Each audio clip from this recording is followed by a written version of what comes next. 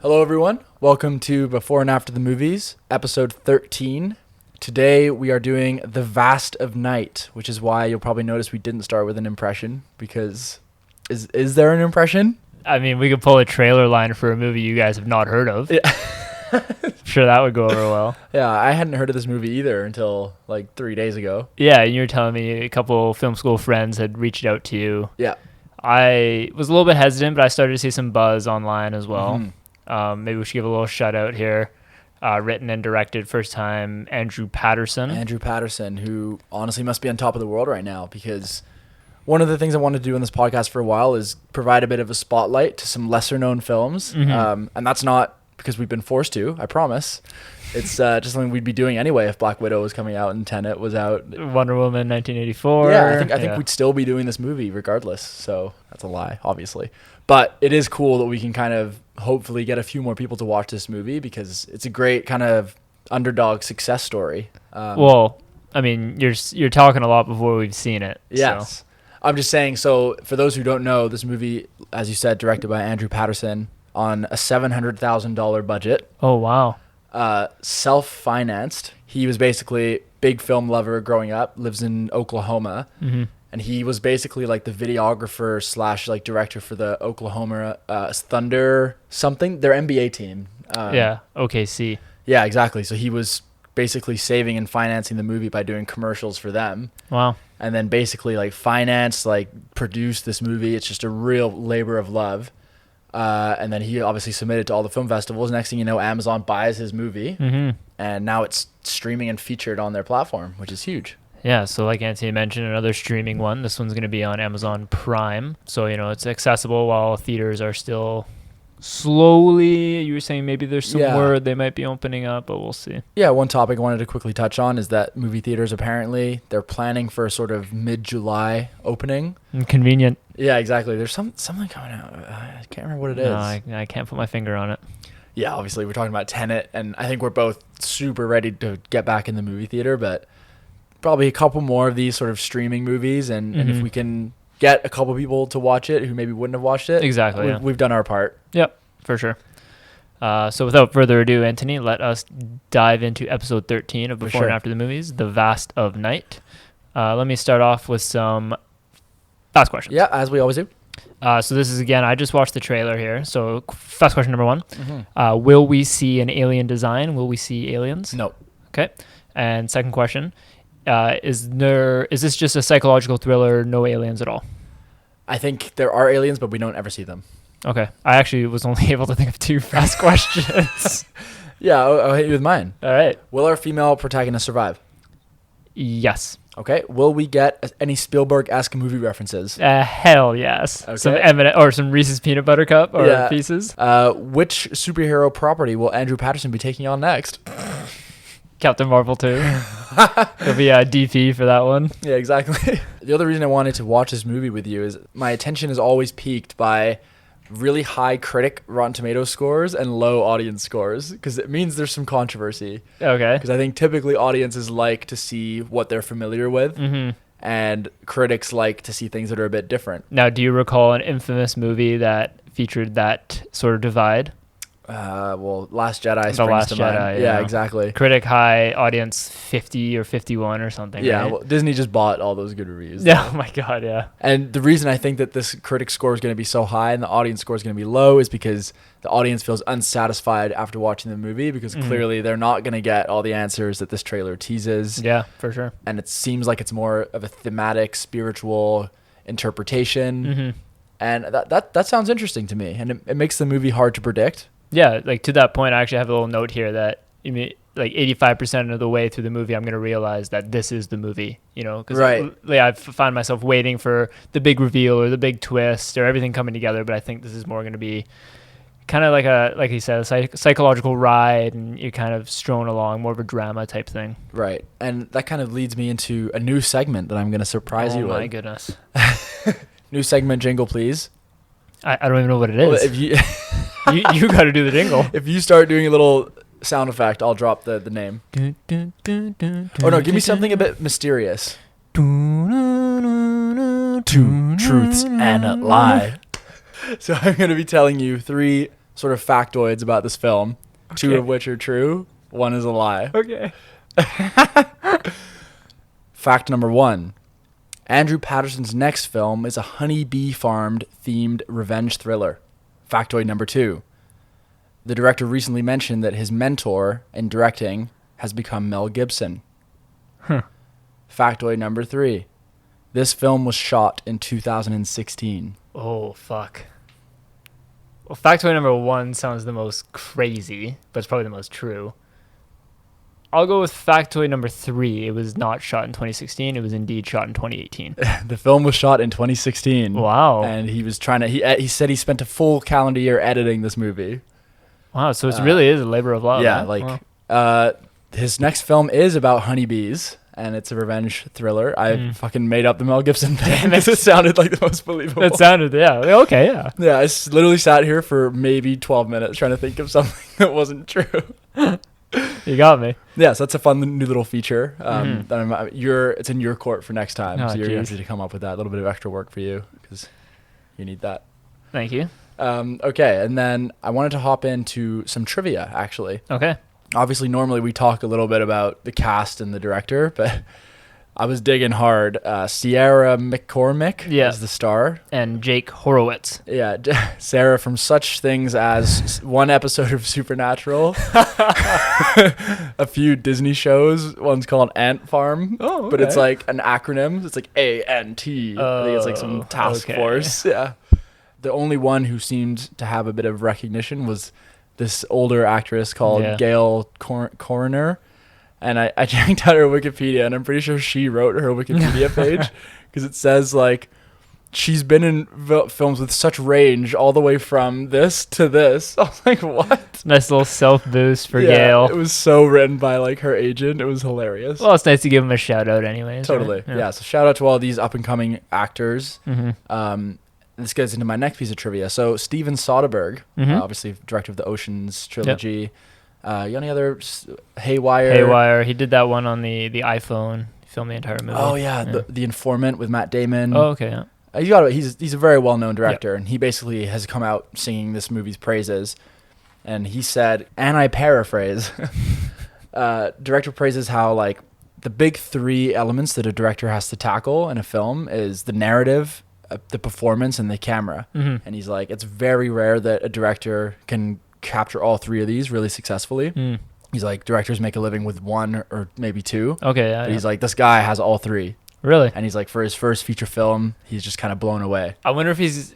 Yeah, that's interesting you say that, because I wonder if he's going to lean, like, for example, we've seen in the past, Lee Wennell, he really leans on his camera work a lot. Yeah. And that's how you get around low budget. Yeah. I think we'll see a lot of long takes because it's like, you just got to do it. Rehearsal's cheap, right? Yeah, so you can get the actors together, rehearse it, and then you only can shoot it a couple times. So let's just make them long. It's interesting that he did a period piece, 1950s, I believe this movie takes place for his first film. Like, that's a good point. That kind of racks up the budget for all the props and setting and all that. Yeah, it kind of makes me think he had some kind of connection to, like, maybe a retro. Yeah, there's a lot of, like, retro cars in the trailer. Yeah, yeah. And he was saying, I read this whole, like, IndieWire interview he did, and he was saying, like, I thrive on that. Like, they first said, oh, it's going to cost $100 a night to keep all the crew in a hotel. He's like, I got it down to $35 per person. So he seems like he's a real, like, problem solver. He's a real numbers guy, Google Sheets, if you will. Yeah, so he probably he's got that real film school kind of vibe to him. Yeah. So I think that's really cool. Yeah, so it seems like this movie's, like, creepy. People are saying it's, like, just a really well-made film, and I'm curious to see $700,000 is just, like, that's I was gonna say, like, $5 million, $6 million. Yeah. So I haven't seen a movie like this in a while. Well, I mean, so we've seen movies like this. We've seen Super 8, E.T., Stranger Things, Close Encounters, that kind of thing. You're thinking more like plot as opposed to sorry. Gotcha. Yeah, let me dive into the meat and potatoes of the film now.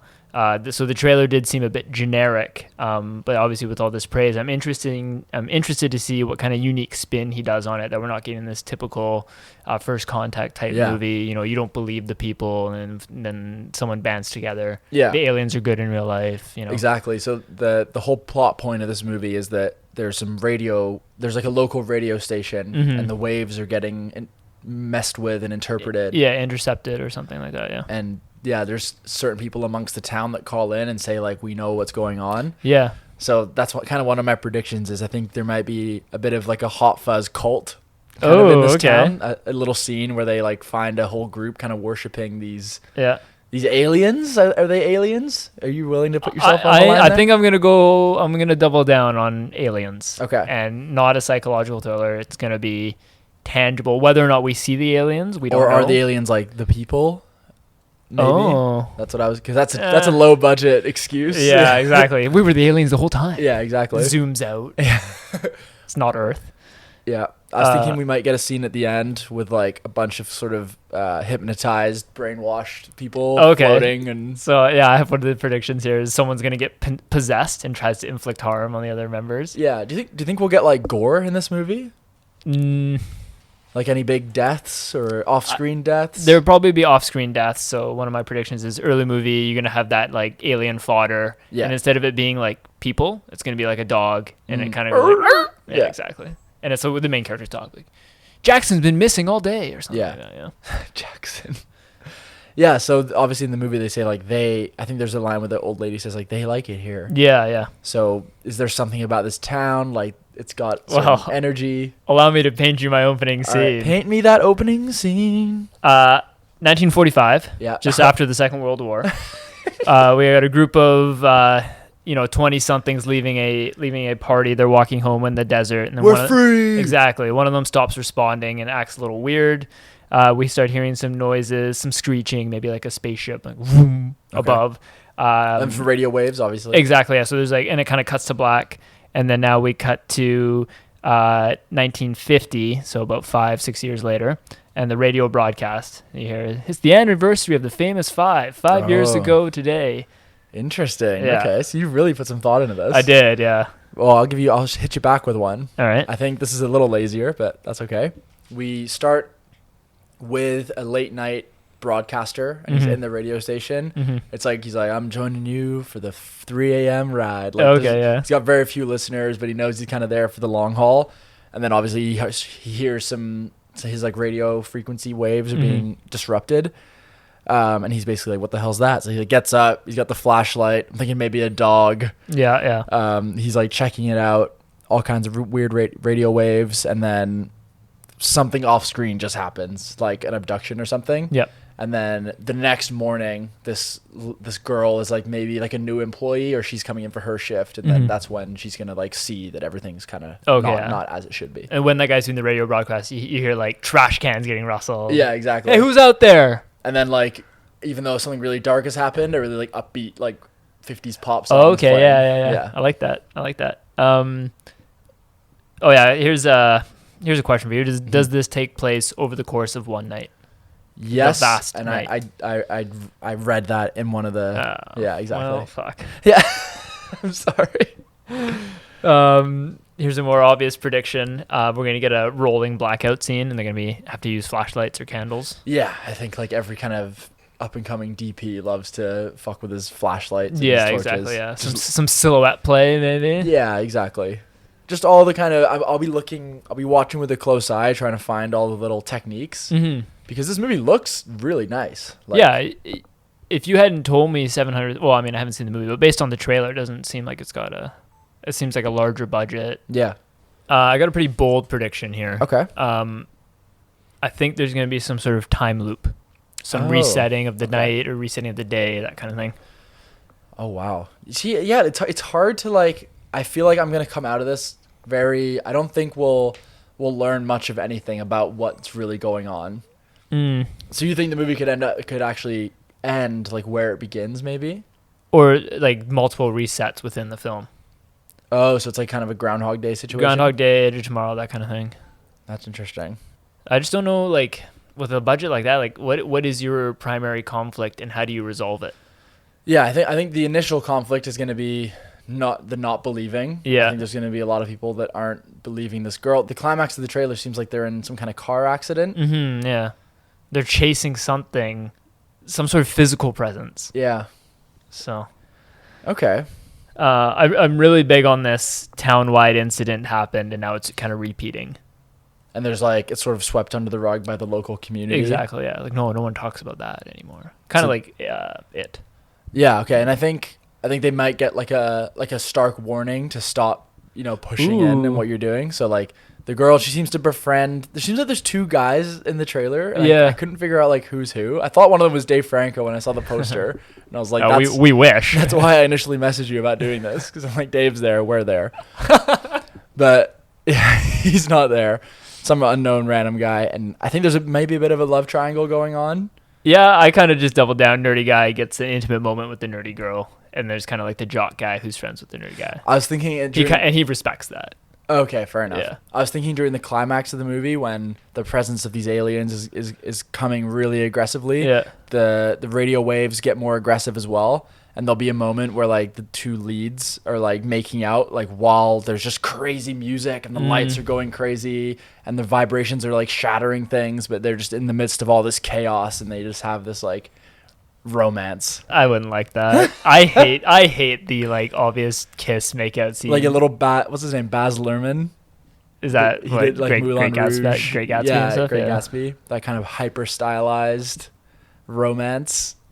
Yeah, I think that would go against this movie's trailer, at least tonally. Yeah. So what are you hoping to... Are you hoping to get like a real mystery, like a guessing game that has a satisfying conclusion? And I've been chasing this guessing game since Scoob. I've been chasing this guessing game since... Upgrade, that was it, yeah. Underwater. Yeah, Underwater was... Yeah, I wasn't guessing at all. Yeah. Yeah, so I would like a guessing game, and I would like a reveal. And I feel like we haven't had that since Knives Out. Exactly, yeah. So it'd be interesting. But I do think I'm going to be a little bit scared during this movie. I hope so. I might be doing the scary movie stance. Yeah. A couple nightmares later tonight. We'll see. Yeah. But yeah, it's going to be interesting to see what direction this is done. I mean, I've harped on it this entire episode. It's just, it does seem generic. This is not a unique concept. Yeah. First Contact is it's not really a unique concept. Yeah, First Contact in a small town with a young girl who's hoping to get out of the like town. Intercepting radio waves, like that's the first thing I think of, right? If you're gonna put me in the 1950s and you say alien contact, radio waves. Right. But for him to get all this praise from other directors, other filmmakers, something's got to be done well here. Right. Critics like it, audience doesn't like it. So, like you said, maybe it's not. I hope it's not all like style and art over story. I want like an engaging story that makes sense, and then I'm not, just like what's going on. Am I just accepting this? Do you think it's all maybe a big illusion, metaphor for something? I think it's definitely a metaphor. I think it may end with like some sort of like. I think it's gonna end with immigration, that kind of thing. I think it's more emotional. I think it's like coming of age or something like that. Oh, so we're getting Super 8, but in the 1950s versus the 70s. Pretty much. She might see like an older version of herself. Ooh, and she's just slow motion walking towards her, and the fingers. So you're getting into this time play of it. Yeah, I feel that. I do feel it because they said it's happened before. Exactly. Yeah. So it's almost like I don't know if you've seen Dark. No, but I know the concept. A little bit of that. The small town. No one really talks about what's going on, but I think this is going to be one of those movies where we probably have a lot more to say after than we do from before, because I don't know what we're in store for. Exactly, and maybe a little change of pace for us. At least we're coming in a little bit more excited. Yeah. More mystery and maybe more targeted as the targeted audience versus children. Yeah. It's nice doing a film. Hey, we said no more children's movies, and we're sticking to it. All right? Exactly. What would you do if this is just a G-rated frolicking adventure? It's animated the entire time. All right. Well, on that note, I think we should hop into The Vast of Night. I hope that title has like meaning to it, because the whole theme of the movie is like sound. Yeah, but maybe it's The Vast of Night. When I hear the word Vast of Night, I picture like a very dark emptiness looking into the sky. Yeah, and it makes you think of being isolated and alone. So maybe this town, maybe they can't leave the town. Okay, yeah. It's stuck in... Actually, here's a quick question for you. Are we going to get a nice tractor beam? I really hope not. I'm so dumb. I'm more done with tractor beams than I am with kids' movies. Okay. Every single movie. We got to stop the beam. Oh, God. Maybe like, what about like a nice cliche cow getting sucked up? Yeah, I wouldn't mind a few homages. Yeah, that'd be nice. Let's have the motive of these aliens, or the design if we do get our hands on them, or maybe they're misdirecting us. Maybe these things come from the ground because they're in the trailer even they're like the waves are coming from like up higher than we can know. Oh yeah. But maybe that's like sort of intentionally misleading plot point. And any army involvement? The evil colonel. I don't think he's got the budget for the military. Yeah, maybe one little Hummer, like those old. Yeah, we're shutting this down. Just the sound effect of it. Get the boys out. Yeah, get those boys behind the hangar ready. Forget everything you saw. Yeah. Just before we go in, I've got one more Hail Mary prediction here. Oh, okay. I think the scariest scene in the movie is going to have to do with. I do think there's some brainwashing going on. I think these creatures. Brainwashing or like possession. Not possessive. No, like literally just like using the sound waves to manipulate humans and make them do what they want. It sounds a bit possessive. Yeah, just not like demonic or anything. Okay. Just like advanced technology. Okay. And I think we'll see a really old couple dancing together to like, those old 50s radios. Mm-hmm. It's like, I love you. And they're like dancing together, but they just like completely look dead inside. And then the girl, maybe it's her parents or something. Oh, and she's got the flashlight. She's like, Mom, Dad, and then they just kind of like look at her. Or she like puts a hand on their shoulder and they turn around. Yeah, exactly. She's like, oh, and she got trips. But the pupils are gone. And yeah. But then again, like that's gonna make this movie good. Like we've seen that before. Yeah, but I like this kind of idea that the town is getting infected like almost one by one. Exactly. Yeah, and they are trying to stop it. I like that actually. I could. Okay. Well, let's hope for something like that. For sure. Let's dim the lights a little bit. Yeah. And let's get all cozy. Yeah. And we'll see you after we've seen The Vast of Light in 3. Night. What did I say? It's light. Whatever. Let's watch this fucking movie.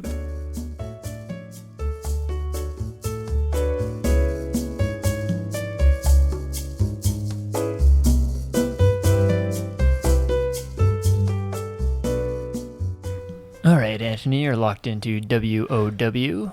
Let's break some biscuits. Let's do it. You're here for the midnight recording, and we're going to be listening into the long night.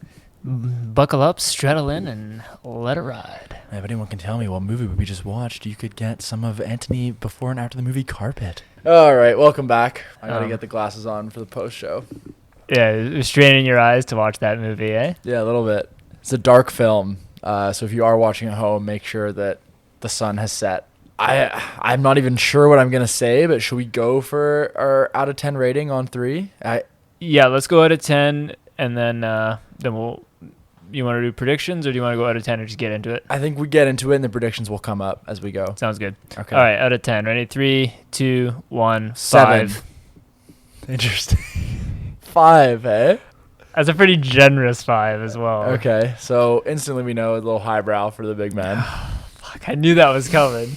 I knew it was coming. Okay, so the first thing I would agree with you. I was probably sitting at like a 4 or 5 until probably the second half of the movie. Really? Yeah. I was sitting at like maybe a 6 or 7 until the second half of the movie. It just fucking dropped off on me. Okay, all right. Let's get into it. What? Should we go spoilers ahead? Just in case heavy spoilers. This might be one that you guys might want to watch. I mean, unlike Scoob, this is one that maybe you should watch. Stop the podcast now, watch the movie, and then join us back up. Yeah, I think you should watch this, even if that Don't Let Almond's incorrect rating scare you. Yeah, I mean, we'll get into that a little bit, but yeah.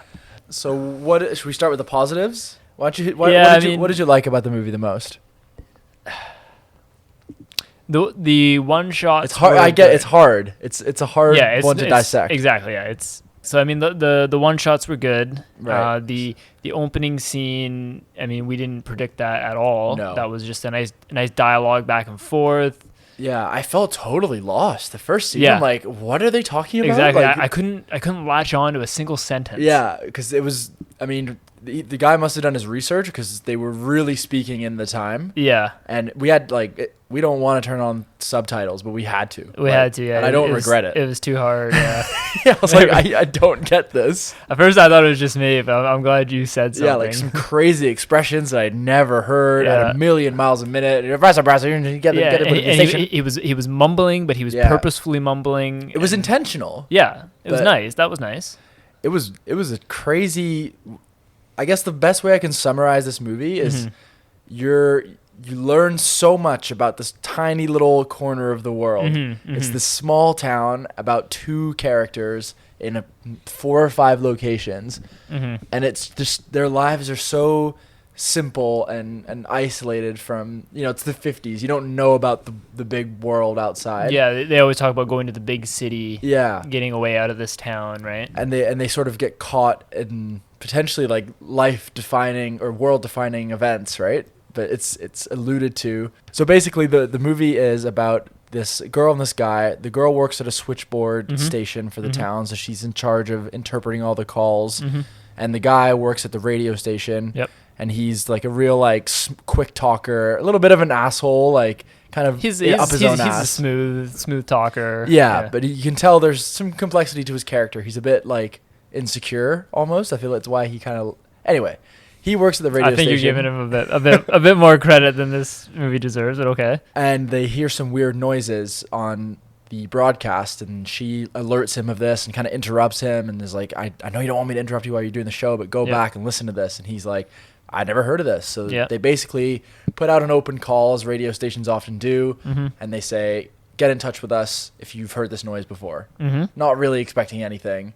And then you get these sort of 10-minute like monologues from characters. This guy calls in. So that call-in scene, let me interrupt you there, was good. I enjoyed that. That was a good. You're listening. It was going black. It was like it went to black screen. Yeah. Then it would go back, and I like that. That was good. And okay. So this guy gives the story, and they end up following this kind of trail. They find out there's more to his story at the library. They go there. They find more information, and then they get another call from this lady, who's like, I can fill in the rest of the blanks for you. Come to my house. And I thought that's when we were going a bit more horror. But yeah. I thought she was gonna like pop up. And this was. How does she go?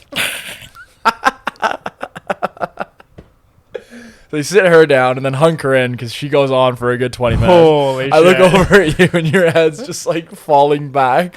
I was fighting to stay awake during her fucking shitty monologue. That was the worst part of the movie. Thank you. It started interesting and then I was like, I need another scene so badly. After that scene with her, the movie...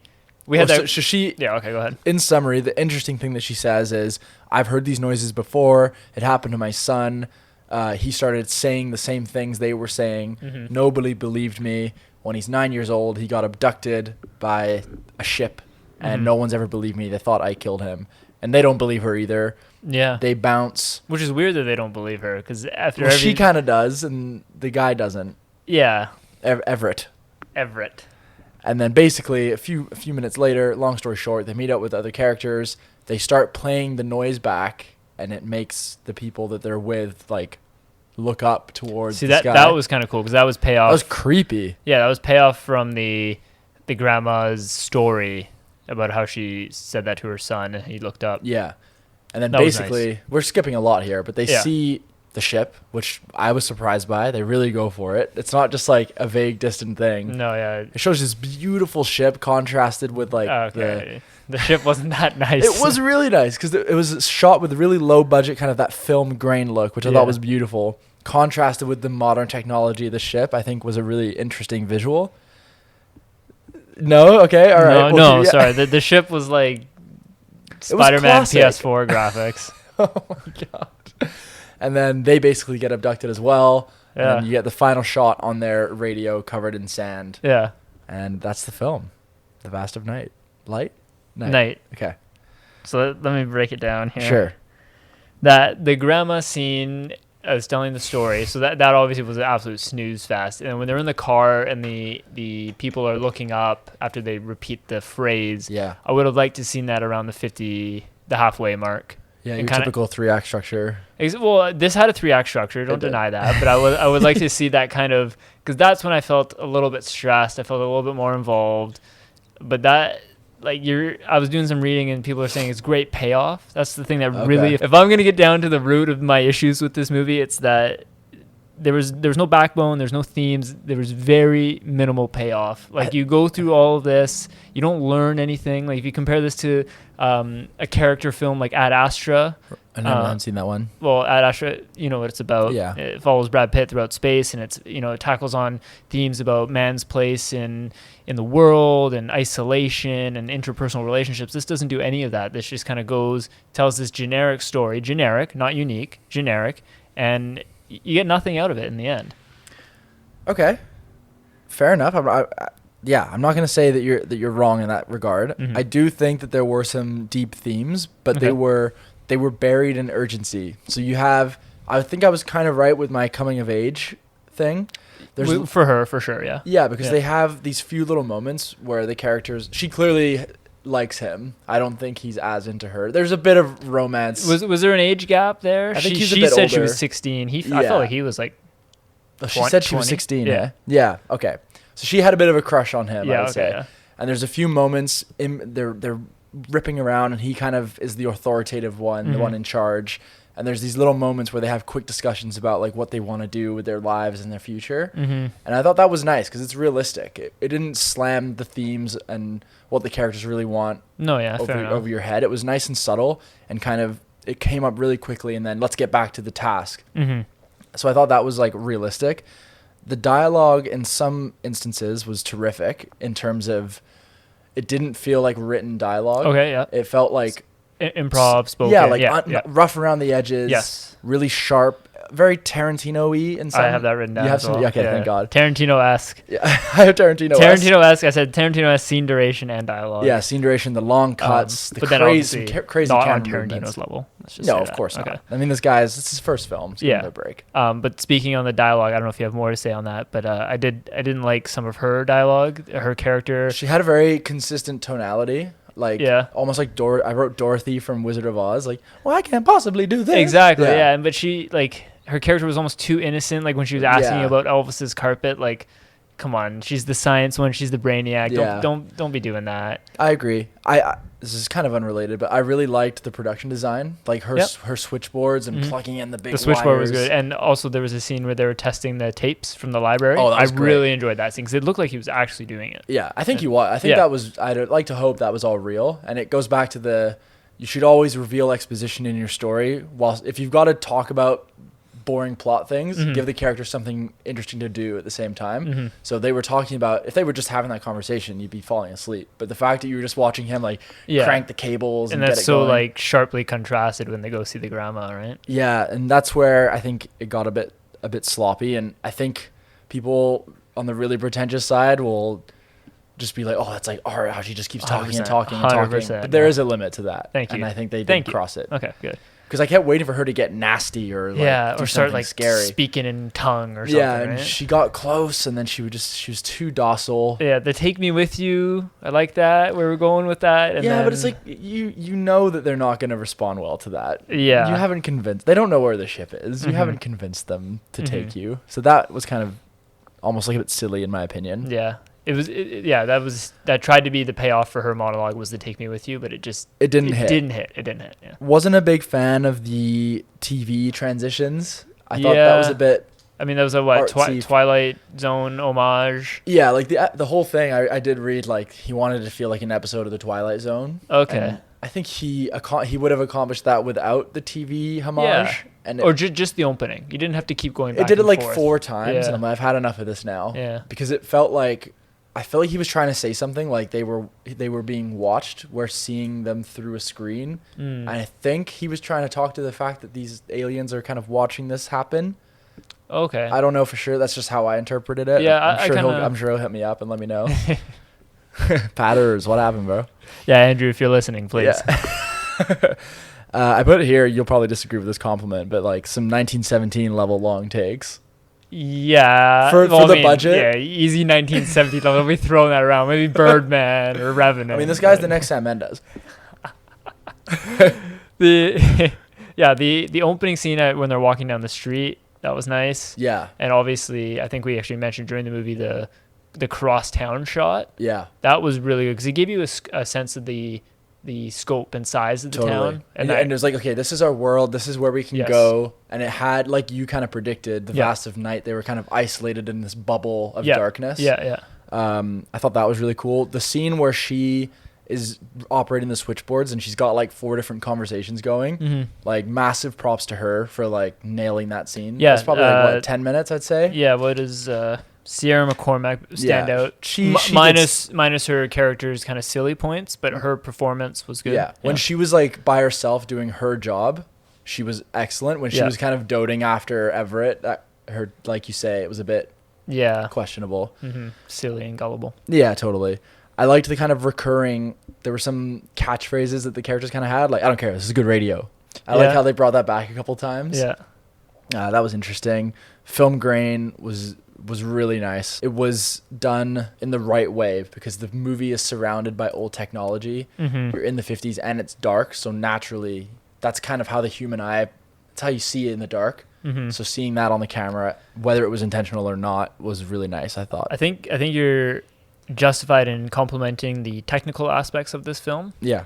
But I think that's what it does well. I think what were you saying about Steven Soderbergh mentions 3 aspects of the narrative, the camera, and the performance. So camera, camera check, performance. I'll give him a check because these are young, pretty soft inexperienced actors. but the narrative that's where it falls down for you. That's where it falls down for me. Yeah. So I guess the story was, and I guess this is also up to interpretation. The lady who gives her really boring monologue, the one little nugget in there is, I think these people watch over us. They like small towns. They wait for nights where everyone's gathered and everyone's gathered for this basketball game.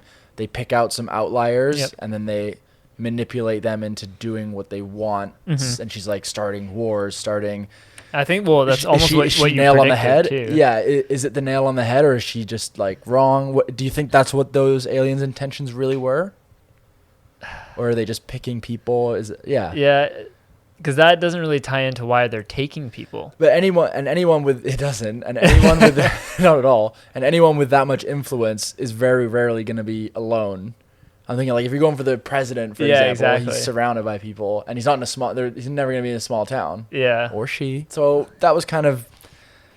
I'd like him to. I'm sure he knows like exactly what they wanted to do, but I feel like he had too much on his plate going into that third act. He didn't really know how to wrap it up, and he just kind of tried to leave it open, pull the artsy card. Right.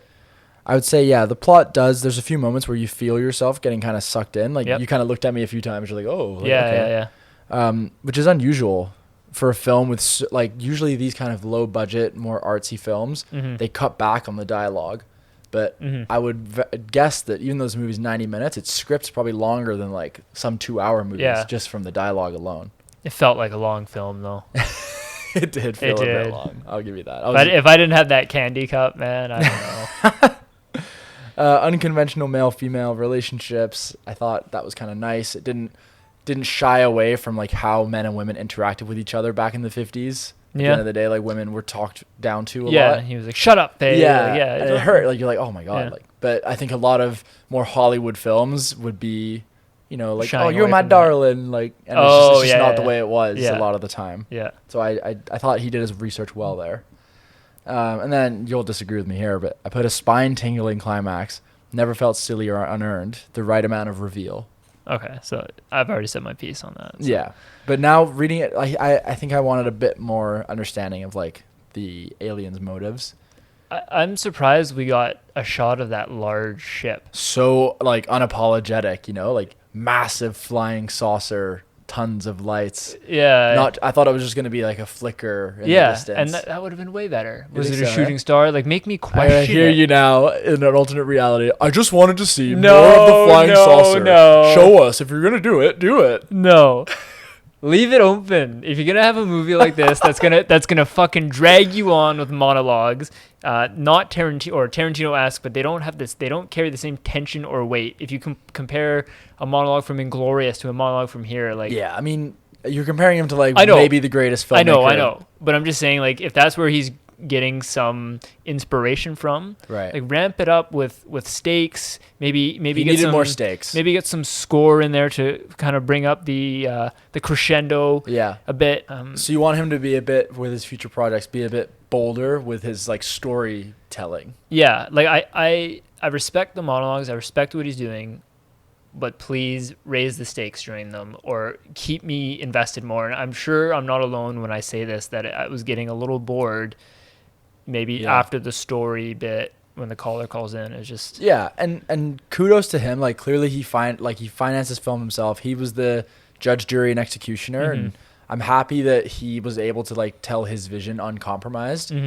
And maybe he just loves that. Maybe he doesn't want to give you all the answers, or he doesn't want But he does give you the answers at the no, end, which maybe, is weird, yeah, right? He does. Maybe he doesn't want to have like high stakes and big things, but if he wants to grow, if he wants to be truly like, maybe he doesn't even want to be massively successful. I'm sure he does. But if he does, which I think he does too, he's going to have to oblige to like some of the rules of storytelling a bit more.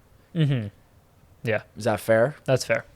But I'm excited to see what he does next. I think he's impressed me. I think he's definitely showing off what he's capable of. Yeah.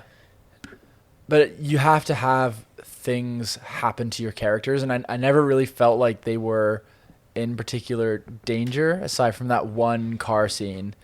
It sort of just felt like an average, just like a bit of a day in the life of these characters. Yeah. And with a super surreal ending that didn't really match the prior 95% of it. Yeah, like it was a cool movie. I don't really feel like I'd want to watch it again. No, but are you glad you did? Yeah, I think it's worth watching, and hopefully anyone who's listening watched it before they listen to the second half.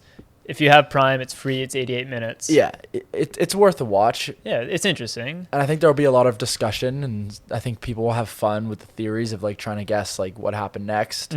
Here's a question for you. Do you think the majority of people who watch this movie maybe don't have a film school background type thing? Do you think they'd find this movie boring, or would they be interested? I think that Rotten Tomatoes audience score kind of speaks for itself. Okay, yeah. The 60%, I think, is a pretty decent, like you gave it a 5, so like if you're looking at that as like a 6 out of 10, I think that's probably what like most people will give it. I'm just giving it that extra bump because I do. You got a bit of a soft spot for first time writer directors. Yeah, and like to have dialogue that sharp for your first film, like that's probably the area that young filmmakers struggle with the most. They've got that great visual eye. They're great with the camera. They've got great ideas, but the dialogue can feel stiff or like a bit too movie-esque. So the fact he was able to like write that much. Just glancing over some predictions here, you did absolutely nail some sort of telepathic communication. I said possessive. You said it's just kind of like them controlling, telling them what to do. Technology that's just more advanced than our own. Yeah. There was some blackouts, just localized, not rolling. We were right about him disguising the low budget with art. So like, yeah, exactly like you say, just cut to black when the guy's talking about all the crazy high budget sounding stuff. Like anything military, black screen. Yeah. I just remember when the grandma does her monologue, they're like, hey, like you have to understand, like we're on a bit of a hurry. She's like, I understand. I'll keep this brief. And then she just fucking goes like, 15 years ago, there was this train where everyone disappeared. Yeah. So you have your past incident there, which is something I mentioned. And it was a bit out of his character because he had a bit of a loud mouth, and with the first guy he was talking like he was like, oh, like, and then what happened, and steering the story, and he just let this woman ramble, and he said they didn't have much tape, so that was bugging me a bit. Just little things, but not like crazy things. If we're looking back at our predictions, like it did seem kind of run of the mill. There was no like, I mean, obviously we had no time loops or anything, but maybe we should have. Nothing really time related. Just they like to come back. What else do we have here? Opens with the broadcaster doing an all night shift. That did happen, just not at the start. He did do the whole I'm gonna be here for the 5 people that are listening. Yeah. So I took a bit of pride in that. Tractor beam. I think we'll give half points for that. We didn't see it, but boy, did we get it. A Hot Fuzz cult situation, not really. That would have been nice. Yeah, and it was there was not a cult, but you had a few older people that like knew about what was going on. Yeah. So that could have been an area, that I would have liked to see. Yeah, more breadcrumbs. Yeah, and like go out there more a bit with the horror and the thriller aspects. Like throw a couple scary not jump scares, not easy ones, but scare us a bit more. Good creeps. We did get the one with the people looking in the sky. Yeah, but I would have liked to have seen some more like ominous, like tension. Yeah, that's the word, tension. Tension, yeah. Not much tension in the film. I think that's kind of that's how you would sum it up. Yeah. Yeah, like I think he's got all the raw materials, but just needs to hold that tension a bit. And like you said, some score can help you with that. Yep. But I'm sure he'll learn as he goes. For sure. Well, overall, I'm glad we watched it. Yeah, I mean, something that was easy to watch, easy to tune into. Will I watch it again? Probably not. But yeah, if you're looking for a weeknight movie or a lazy Sunday movie, toss it on. I think we're all looking forward for the movie theaters to reopen, but until then, hopefully in a couple weeks or so, I'd say this is a good filler until then. Yeah, and if nothing else, if you're having a tough time falling asleep on a Tuesday night, you just throw this on. You'll be out before the grandma even shows up. Yeah, right? that's true. Would like to thank you to tuning in to episode 13. Yeah. I've been Aman. I've been Anthony. And you're listening live to Before and After the Movies. Don't razz my berries, all right?